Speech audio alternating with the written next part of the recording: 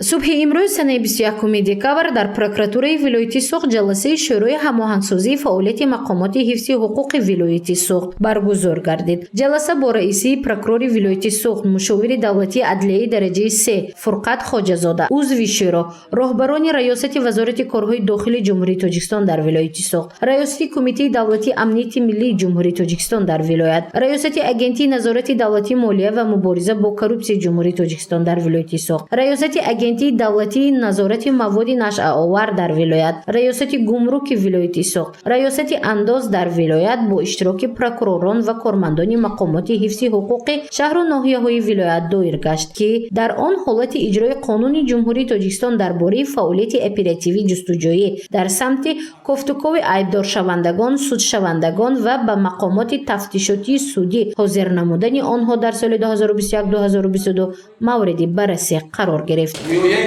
ҳуқуқ озодиҳои инсон ва мубориза бар зидди ҷинояткорӣ дар мадди назар гузошта шуд. амалӣ намудани иҷрои дастури супоришҳои пешвои муаззами миллат муҳтарам Эмомалӣ Раҳмон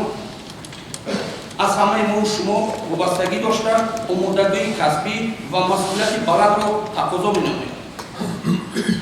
зеро таҳлил нишон дод, ки ба 1 декабри соли 2022 дар вилоят 1633 нафар ҷинояткорон дар кофтуков қарор дошта, аз онҳо 1089 нафар барои содир кардани ҷиноятҳои террористӣ ва экстремистӣ дар кофтуков мебошанд.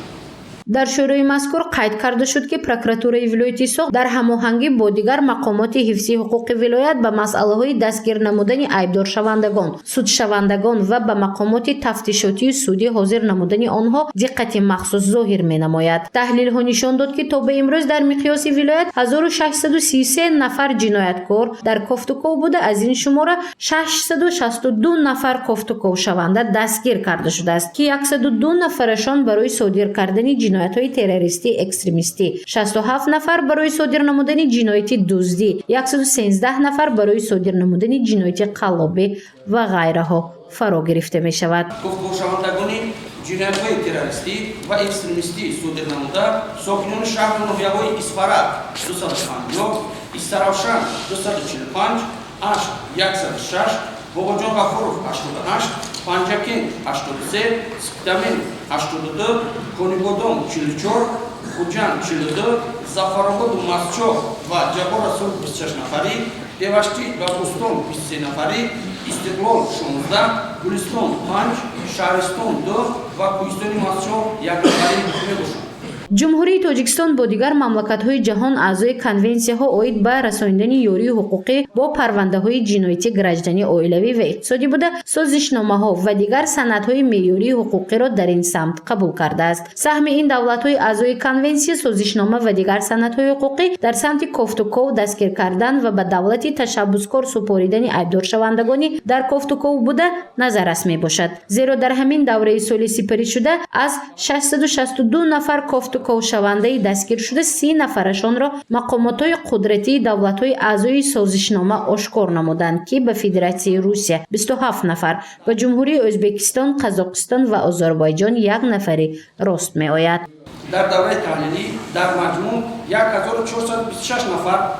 2022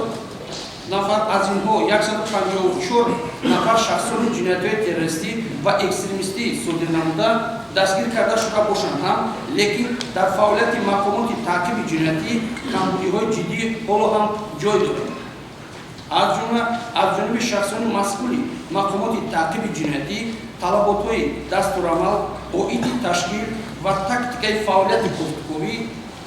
дар мақомоти корҳои дохила, ки бо фармони вазири корҳои дохилии ҷумҳурии Тоҷикистон аз 5 сентябри соли 2006 таҳти рақами 040 тасдиқ шудааст, ба таври зарурӣ таъмин карда намешавад.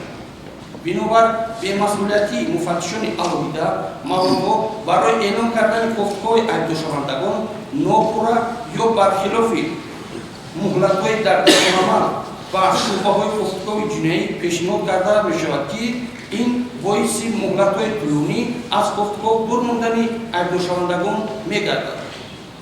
مطابق مقررات قانون جمهوری تاجیکستان درباره فعالیت اپراتیوی جستجویی و دستورالعملی ذکر گشته، گفتگوی جنایتکاران به ذمه همه کارمندان اپراتیوی و به خصوص بخش‌های گفتگوی و خدمات شناسنامه‌ای و به قیدگیری شعبه بازرسی دولتی اتومبیلی شعبه حفظ ترتیبات جمعیتی واگذاشته شده است. متاسفانه سهم اکثر بخش شعبه‌ها در سمت گفتگوی جنایتکاران نظررس نمی‌باشد. همچنین معین گردید که وضع گفتگوی بین دولتی و بین المللی بهبودی را طلب نموده از کمبودی‌ها خالی نیست. از جمله مهلت 3 ماهه اعلان گفتگوی بین دولتی در بعضی موردها ویران کرده، نسبت شخصانی در گفتگو بوده گفتگوی بین دولتی اعلان کرده نشده است. با این ظهورات نامطلوب و مبارزه امن بوده برای سر وقت دستگیر نمودن جنایتکاران در گفتگو بوده چهاره‌های عملی اندیشند. در دوره جواستی مقام که دو بیدار برای آشکار و دستگیر نمودن جنایتکاران در گفتگو قرار داشته و با مقام تفتیشات اصولی حاصل کردن آنها کنترل معینی را به سامان رسانیدند. در برابر این سندش نشان داد که حالا هم در فعالیت مقامات اپراتیو جستجویی قانون‌گرایی و کمبودی‌های جدی جای داشته جهت برطرف نمودن آنها چاره‌های ضروری باید اندیشیده شود. از جانب رئیس شورا پروکوروری ولایت سوخت فرقت خواجه‌زاده، اعضای شورای هماهنگسازی، کارمندان مسئول مقامات حفظ حقوق ولایت، معاونان پروکورور ولایت، سرداران شعبه و بخش‌های پروکراتور ولایت، پروکورورهای شهر و ناحیه‌ها وظیفه‌دار کرده شدند که در هماهنگسازی فعالیت با دیگر مقامات‌های حفظ حقوق جهت اجرای قانونگذاری درباره گفتگوی عیبدار شوندگان، سود شوندگان و به مقامات تفتیشات سود حاضر نمودن آنها پیوسته چاره‌های سودمند اندیشند.